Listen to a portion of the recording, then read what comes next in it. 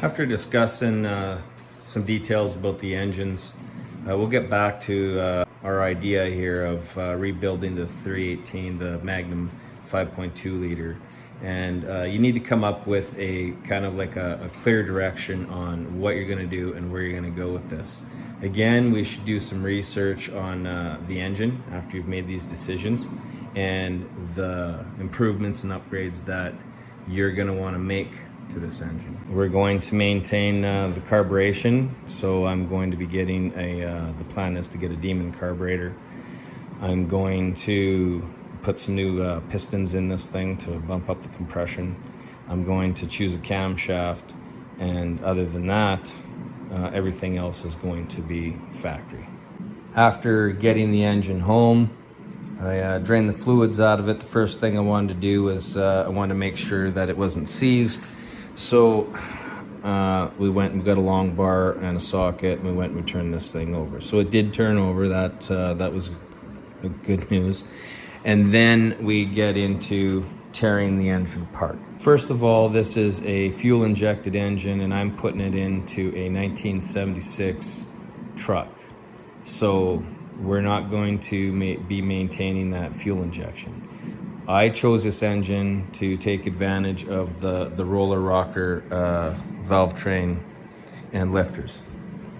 And my plan is to put a carburetor on this thing. And whether or not I'm going to use modify the factory kegger intake, or whether I end up putting on the old style carburetor intake on this engine are my options. Originally, I wanted to put a stroker kit into this engine, and I was pretty excited about all of that, but when it comes to the expense of the stroker kit and shipping and world situations with what's going on, that kind of knocked those plans down a little bit. Also too, I wanted to get some ported heads, like I said, Edelbrock heads, or I've heard of the iron ram heads that you can buy and put on these things that can be CNC'd and opened up for port and polish and getting some more breathing and everything like that. I was excited about that as well, but for the expense, I didn't find it worth it. Another interesting topic when it comes to the Magnum engine, the Magnum heads, is that a lot of people will say that there's cracking issues with the heads. What are they talking about there? Well, usually this narrow space in between your valves is the spot that is suspect to being cracking issues. That's where you'll find your cracks, is in there.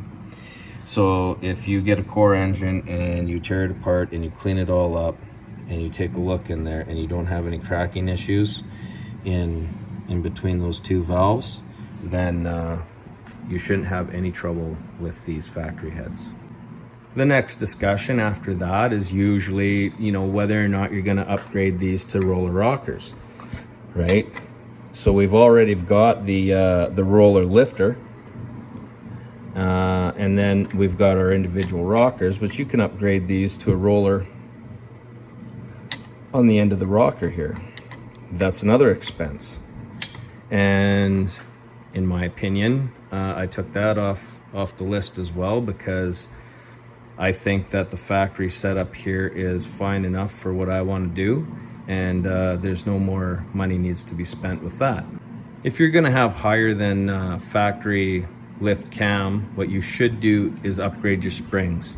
And what I've done is I've got factory 340 springs that I'll be putting in this to achieve that.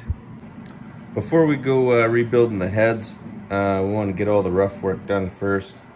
And we're going to match port our heads, our intake runners, to the intake manifold. So what I did was I stripped off the old gasket, and then I cleaned up the surface real nice over here on this one. And then I lined up this gasket as best I can to where I want it. And I get a marker, and I'm just going to make some reference marks in here to grind that material out. And that is all the material I'm going to grind out. I just want to match up this port, nothing more than that, on both sides. Not concerned about the water passages here. In fact, there's only 2 water passages that are going to be used, because when we look at our intake manifold, you got your water passage coming in from here and it goes across. So these 2 are functional. These 2 over here are just blocked right off. They don't get used. So we're just concerned about the intake runners on the head here. Just this portion. Just gonna try and clean this up, match that gasket as best we can, and then we're going to go back and we're going to make sure that it's matched to the intake manifold. And what I'll do to do that is I'm going to make reference marks on my gasket, on the head and on the intake, so that when I install this gasket, that it's going to be as close to lined up as we want it, because with these bolts loose, there will be a little bit of play and movement in the gasket here. When I'm using the carbide bit, I'm just basically coming in on a sharp angle this way. All I want to do is I just want to get rid of that sharp edge and just blend it, smooth it, so it transitions into the port. So there's like very minimal material removed here. All we're doing is matching that, matching the gasket, matching that hole there. And then, in all honesty, if you don't have a carbide tool or tip, you can do it with the file. In fact, that's what I did with the end. Just to dress this up and go around here, I just want to break that sharp edge, really, is all I want to do. And I could remove all of this with the file. It would take maybe 15 minutes or something like that. After deciding that we're keeping the factory heads, we're not going to buy aftermarket heads, the next thing was the stroker kit. Now, I wanted the stroker kit. The biggest thing of that was going to be to bump up my compression.